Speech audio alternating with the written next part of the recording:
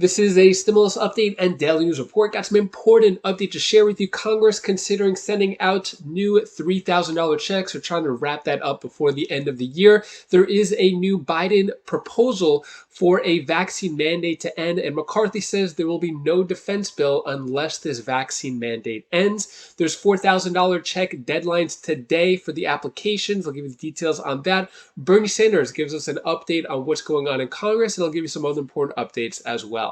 Hope you're having a more than Monday Monday. If you appreciate the fact-based, fast-paced updates, hit the like button down below and subscribe to the channel for more daily, straight-to-the-point updates on matters that financially matter to you.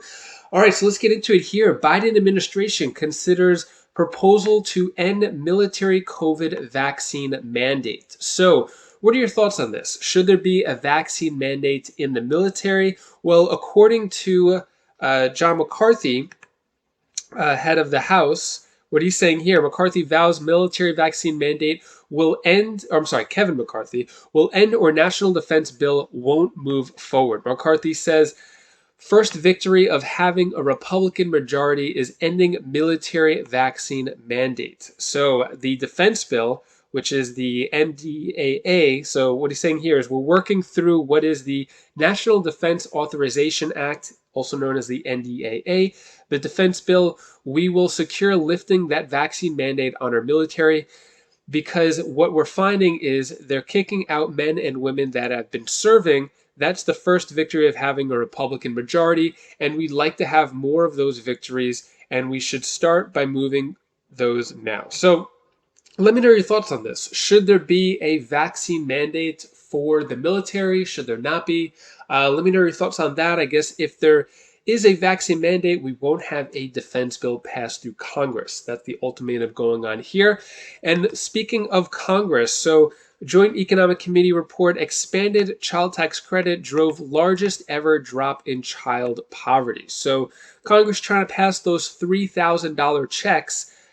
Basically, as part of the American Rescue Plan, the CTC, also known as the Child Tax Credit, was dramatically increased from $2,000 per child up to $3,600 per child for kids under 6, and then $3,000 for kids age 6 to 17. And so that went away. That lasted 1 year, and now it's back down to $2,000. So they're trying to pass back those $3,000 and $3,600 checks. Let me know your thoughts on that. Child tax credits, good idea, bad idea? Should they go back up to $3,000 and $3,600, or should they stay at $2,000? Should they be paid out on a monthly basis? So it looks like they have some meetings this week in Congress, going through all the data here, basically saying the CTC lifted 5.3 million people, including 2.9 million children, out of poverty. So yeah, talking about that. Another article here saying we reduced child poverty by historic rates. Congress can do it again, but must act now. So, yeah, basically, this is the week, I guess, that they're going to talk it over. Doesn't seem to be getting Republican support. The Democrats want it, but I don't see how they're going to do that with a new Congress come January 3rd with Republicans in the House.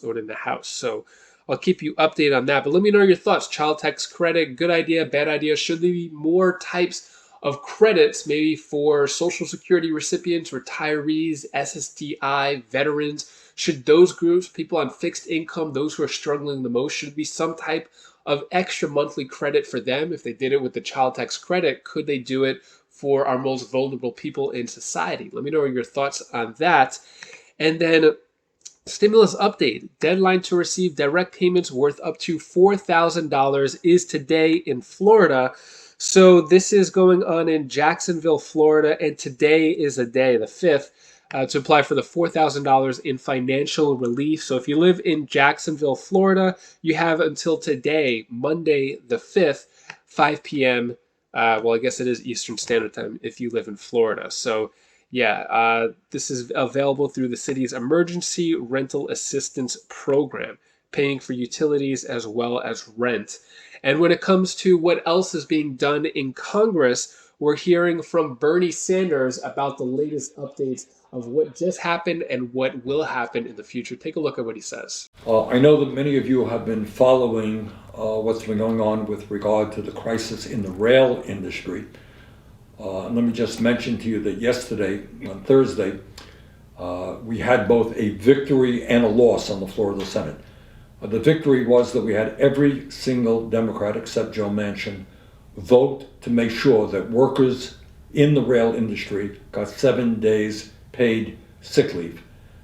We also had, surprisingly enough, 6 Republicans coming on board that legislation. So we had a majority of members of the United States Senate, but given the absurd rules of the Senate, you needed 60 votes, and we did not have the 60 votes, so we lost. I should also add that our colleagues in the House did a great job, led by the progressives there, in making sure that that legislation, that amendment, passed the House. So I just want to say to the railroad workers out there, this is an issue we are not going to give up on. I'm a senior member of the Health, Education, and Labor Committee, and we're going to do everything that we can to end the absurdity of workers in that industry having 0 paid sick days. And, you know, as I think many of you know, when we talk about the corporate greed that is sweeping this country, which disgusts so many Americans, I think that it's fair to say that the railroad industry in many ways is the poster child for that type of greed. You have an industry that in the first 3 quarters of this year made $21 billion in profit. They had so much money they were able to provide $25 billion in stock buybacks and dividends to their wealthy shareholders. And on top of that, the CEOs of the different railroads were making, in some cases, $20 million a year. One guy made $14 million a year. Other guy made $10 million a year. These guys are making money hand over fist. The business situation for the railroads has never, ever been better. They're rolling in money. And yet if you're a railroad worker today and you come down with COVID, you know, if your wife is having a baby and you try to get some time off, you get penalized for that, you can get fired for getting sick in the railroads. And that is, you know, literally unbelievable in the year 2022. And it's just an extreme example of the kind of corporate greed that exists in our country today.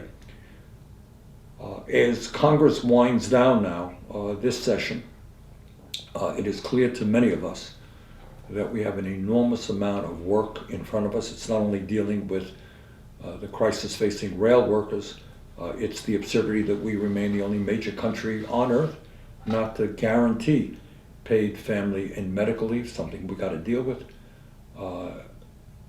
We are dealing with the reality that in America today, tens of millions of our people are hurting. 60% of the American people are living paycheck to paycheck. You got older workers out there who've worked their entire lives. They got nothing in the bank, scared to death about their retirement, which is why we got to strengthen Social Security. We have to strengthen Medicare and obviously eventually move to Medicare for all, because healthcare is a human right, not a privilege. We got to deal with the childhood poverty in this country. We got to restore that $350 a month child tax credit. We got to deal with the dysfunctional child care system that currently exists. Got to deal with housing, where we got some 600,000 Americans who are homeless and 18 million households who are spending 50% or more of their income, limited incomes, on housing. And obviously, it goes without saying, you got to deal with the existential threat of climate change, or we're not going to have much of a planet left to worry about. So there is an enormous amount of work to be done, and you know, in my view, the real change, the impetus for change, is not going to come from Washington.